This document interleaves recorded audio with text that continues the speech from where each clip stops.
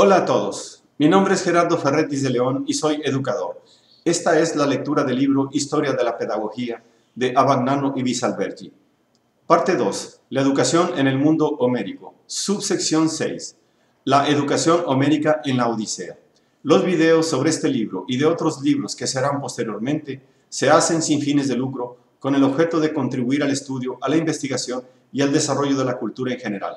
El texto tomado corresponde a la novena reimpresión de 1992 de la primera edición en español publicada en 1964 por el Fondo de Cultura Económica. Si desea usted tener una copia de lo que aquí se lee, la puede solicitar en forma gratuita a gerardo-ferretis@hotmail.com. Saludo a mis amigos y amigas educadores de todo el mundo. Solicito disculpas anticipadas por los errores de lectura que pudieran cometerse. Espero sinceramente que les sea de utilidad. Tampico, Tamaulipas, México, a 9 de octubre de 2013.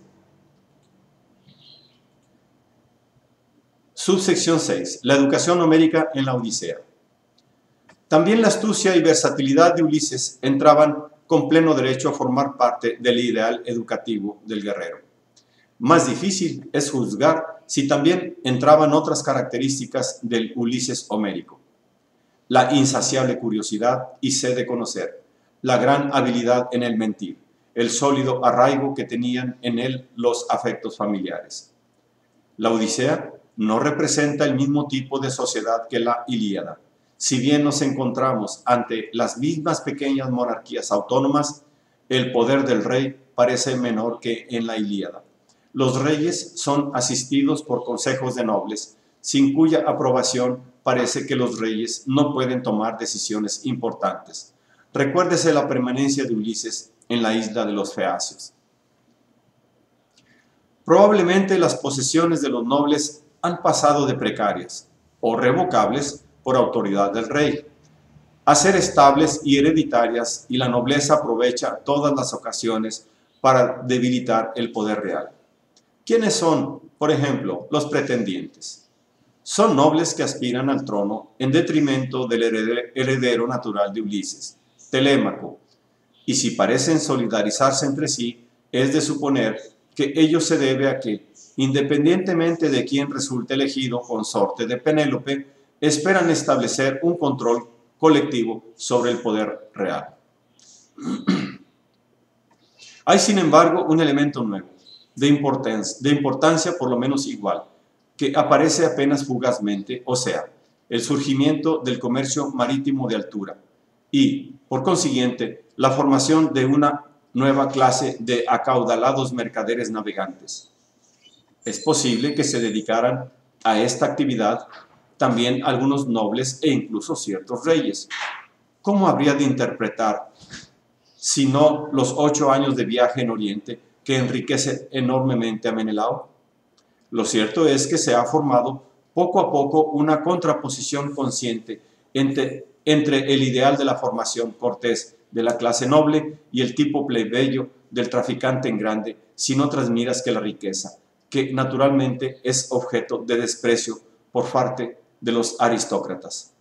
Así, cuando Ulises se niega a participar en los juegos organizados en su honor por los feacios, el noble Euríalo los ahiere con estas palabras: huésped, pareces ignorar aquellos ejercicios en que se instruyen los hombres, mas que a un atleta te asemejas, a patrón de marineros mercantes que, sobre su nave de carga, solo se cuida de sus mercancías y del lucro de sus rapiñas.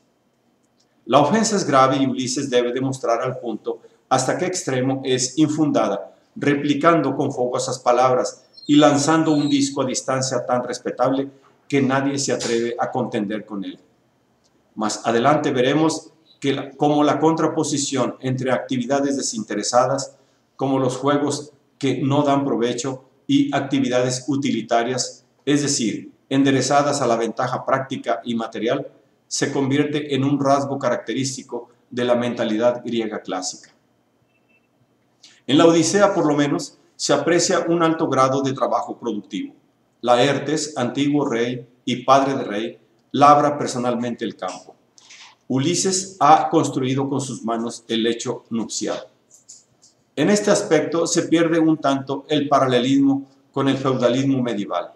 El noble de la Edad Media no conoce otras actividades físicas que la guerra, la caza, los torneos, etc. Pero si nos tomamos el trabajo de distinguir entre lo que pudiera ser representación de las costumbres de la época en sus aspectos generales y ciertos ideales más bien propios del poeta Homero, no podemos por menos de llegar a la conclusión de que la vida simple, pacífica, justa y laboriosa de la modesta y peñascosa Ítaca, tan malamente perturbada por la crápula de los pretendientes, es más un paradigma moral acariciado por el poeta que la pintura de una efectiva realidad. El ideal de un reino de tipo patriarcal respondía quizá a un sentimiento generalizado de reacción contra la vida ociosa y disipada de una nobleza cada vez más potente. Pero, al menos en este sentido, es innegable que la ética inspiradora de la Odisea no es sólo la de una civilización cortés. Cortés se deriva de corte, del rey o del señor, en pleno florecimiento, sino que anticipa ya, en cierto modo, la ética de la convivencia pacífica, laboriosa y justa, en que se constituiría en heraldo el otro grande poeta educador de Grecia, el beocio Hesíodo. El ideal de formación del noble guerrero sigue ocupando un sitio prominente en la Odisea, pero menos que en la Ilíada. La arete del héroe principal no solo es más compleja y su personalidad más rica y humana que la de los protagonistas de la Ilíada, sino que en verdad aparecen o se intuyen allí nuevos valores de vida ordenada y serena por una parte, y por la otra de espíritu de aventura que ya no es esencialmente bélico, sino que aparece ligado a la curiosidad por lo nuevo y al gusto por los viajes. La sociedad ahí representada es con frecuencia refinada y siempre cortés. Se puede despreciar a los comerciantes, pero nadie desprecia el bienestar. Y sobre todo hay un sentido del derecho mucho más evolucionado que el simplista propio de la Ilíada, si bien se trate aún de formas de derecho consuetudinario. Nos hemos referido ya a la mayor complejidad de la vida política, pero también habría que referirse al discurso de Telémaco ante la asamblea itacense, con sus exactas distinciones entre cuestiones que hoy llamaríamos de derecho público, la elección de un nuevo rey para la isla y cuestiones que denominaríamos de derecho privado, su derecho al patrimonio paterno y la distinción entre este y los bienes aportados en dote por la madre. El hecho de que estas cuestiones hayan tenido cabida en un poema significa que la generosidad de los oyentes podía comprender su sentido e interesarse en ellas.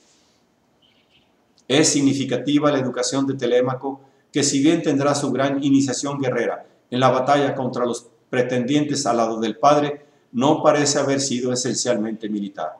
A juzgar por los resultados y los pocos datos que se pueden recoger directamente, Telémaco ha sido educado por sabios ancianos en el amor a la reflexión y la moderación, la conciencia de los propios límites y el respeto por los demás.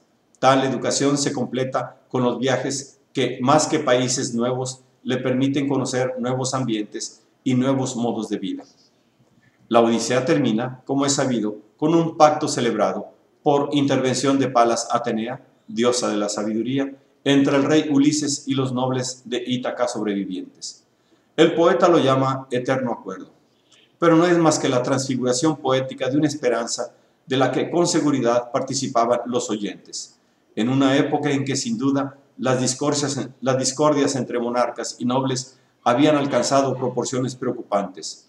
Otros caminos muy diversos y mucho más fecundos para el desarrollo de la civilización debía recorrer la historia de la polis griega, que no el de una armoniosa convivencia entre monarquía y aristocracia.